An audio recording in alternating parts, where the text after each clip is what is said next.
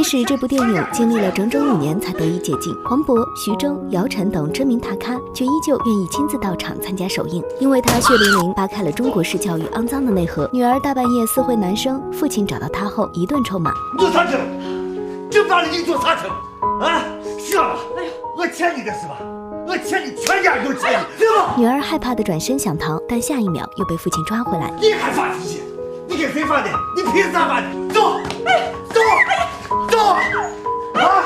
全家人为了你个狗啊，把你心、你眼、腿都坏了。你连多少年没出过门，差点家都回不来了。女儿被摁在沙发，呜呜痛哭。原来是她的小狗爱因斯坦丢了，所以才心情不好出去喝酒。她颤抖着声音道歉：“不闹了，说完了，再说。爷奶，对不起。不是，你现在叫对不起。”她连滚带爬的起身，哭着跑回了房间。她又痛又委屈，不明白自己错在了哪里。狗是爷爷弄丢的，但全家人都没出去找，反而劝她要孝顺懂事，不要怪老人。你要体谅老人呢，你爷爷多大年纪了，狗跑得多快，你也追不上。当时李纨没心思听爸爸劝说，她只想知道小狗在哪儿。她跑出房门，走街串巷的呼喊，可寂静的夜里没有一声回应。爷爷担心她感冒，气喘吁吁的赶来叫她回家。把衣服穿上，都感冒了咋办嘛？爱死他感冒了咋办？爷爷拉着李纨让她回去，可谁知李纨一个甩手就把爷爷推到了地上。爷爷的脚扭了，他看着爷爷没有道歉，转身又继续跑去找狗。那天之后，李纨就把自己锁在房间里，她难过狗的离开，更气愤大人的伪善。她是单亲家庭，爸爸再婚后，她就跟着爷爷奶奶生活。突然有一天，爸爸送来一只小狗，刚开始她并不接受，只觉得小狗很吵很烦。可后来她发现，这只小狗总能第一时间发现她的情绪，帮她喝她不爱喝的牛奶，还乖乖等她放学回家。渐渐的，她习惯了小狗的存在，每天夜里陪她睡觉，还给她起名叫爱因斯坦。小狗的出现让李纨封闭多年的内心终于找到了依靠，可没想到就在她逐渐依赖的时候，小狗丢了。直到这天，她终于等来了好消息，家里传话说爱因斯坦找到了。她兴奋地背起书包就跑回了家，可一开门就傻眼了，这只小狗一脸凶相，脏兮兮的身体没有一丝爱因斯坦的痕迹。这不是爱因斯坦，这咋能不是爱因斯坦呢？这真的不是啊！李纨不知道，这就是一场以爱为名的阴谋。前段时间，奶奶爷爷因为丢狗的事整夜睡不着觉，继母看不下去，就找了一只品种和爱因斯坦一样的狗，然后统一口径骗李纨说这就是爱因斯坦。李纨以为是他们不小心弄错了，就赶紧和他们解释，这真的不是。你们要是弄错了，把这只狗给人家送回去，我们尽全力去找爱因斯坦，找不到也没办法，我不是非要只狗。他已经丢了一只狗，不希望别的小狗也找不到家。可这份善意在大人眼里却成了不懂事。女子，你是跟我过不去呢，还是跟你爷你奶怄气呢？全家上下给你一个人造狗，你再闹的话就不懂事了。你们当我是傻子吗？随便找条狗来就没事了？这是你们对待错误的态度是吗？我告诉你们，我不要这只狗，我现在就要把它扔出去！李纨怒气冲冲地去解狗链，她今天铁了心要把这只狗送走，所有人都拦着她，家里顿时乱作一团。可就在这时，突然传来一声呵斥：“操他呢！狗都醒着了吗？你还要啥？”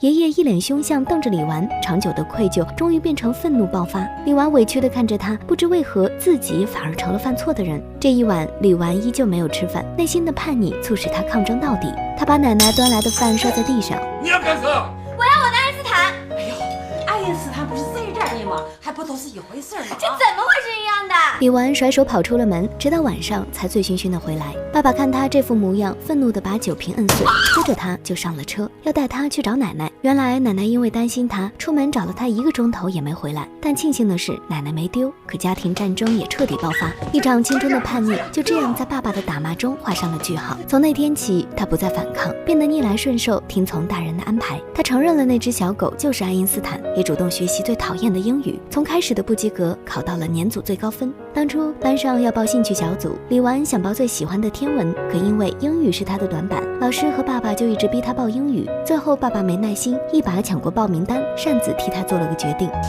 干！事后爸爸觉得愧疚，可安慰方式就是给钱。李纨愤怒地离开，他要的根本不是这个，他想要理解和尊重，但家人却从没给过。如今他把消息告诉父亲，父亲高兴得赞不绝口，可他不知道，下一秒这个为他骄傲的爸爸就给了他人生中最大的惊喜。父亲亲带他来到一个包厢，但并不是给他庆祝英语成绩，而是为他同父异母的弟弟过2岁生日。可有弟弟这件事，李纨才刚刚知道。原来当初家里人怕李纨胡闹，就合伙瞒着他，因为全家都盼着有个男孩，所以弟弟一出生就被保护了起来，甚至名字都是深思熟虑起的。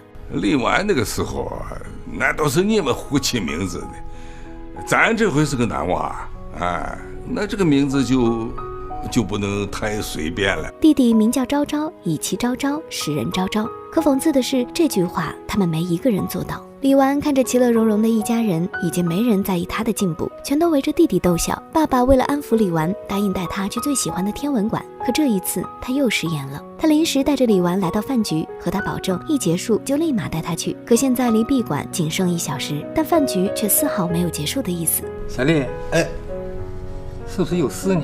没事没事，娃急着要去看天文展览，你说人家是还没弄明白呢，还要往天上看。父亲轻描淡写地说出这些话，却不知重重地刺痛了李纨的心。李纨瞬间意识到，原来自己的追求在父亲眼里是那么不值一提。这时，父亲递给李纨一盏酒杯，教唆他去给领导敬酒。李纨有些害怕，但还是顺从地端起，站起来一饮而尽。他终于忍不住离开了包厢，再也受不了谗言献媚的氛围。他快速跑向天文馆，可最终还是晚了一步。天文馆关门了，他唯一的追求也破灭了。后来爱因斯坦也没了，因为那天弟弟拿棍子使劲打他，爱因斯坦痛苦的挣扎，最后没忍住一口咬到了弟弟腿上。继母气的咒骂，父亲更是粗暴的拎起要把他送到狗肉馆。李纨赶紧求他：爸，我求求你别把他送到狗肉店吧，我求求你了。可父亲根本听不进去，自顾自地把狗扔到车上，扬长而去。这一次，李纨的心彻底死了。在成长的无奈与残酷中，他被迫妥协，变得懂事，最终变成了大人眼里的乖小孩。物理竞赛拿了全省第1，又被保送到了重点中学。在升学宴上，爸爸又拉着他敬酒，这次李纨不再推脱，懂事地干了所有的酒。有位叔叔专门给李纨点了店里的招牌菜红烧狗肉。全家人听到菜名后，都把心提到了嗓子眼儿。可出乎意料的，李纨没哭也没闹。谢谢叔叔。他大口大口地吃下狗肉，礼貌的行为给足了爸爸面子。后来的某一天，他碰到了爱因斯坦，跟在一位女主人身旁。我刚才好怕他认出我扑过来，幸好没有。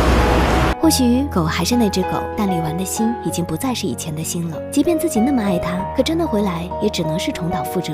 一个13岁的少女和一只狗拼凑出了所有人的青春。再看看影片的最后一幕，那个正一次次跌倒又一次次被大人扶起来学习滑冰的弟弟，也并没有因为全家人的疼爱而幸免于中国式教育，而这样的教育也一直在轮回。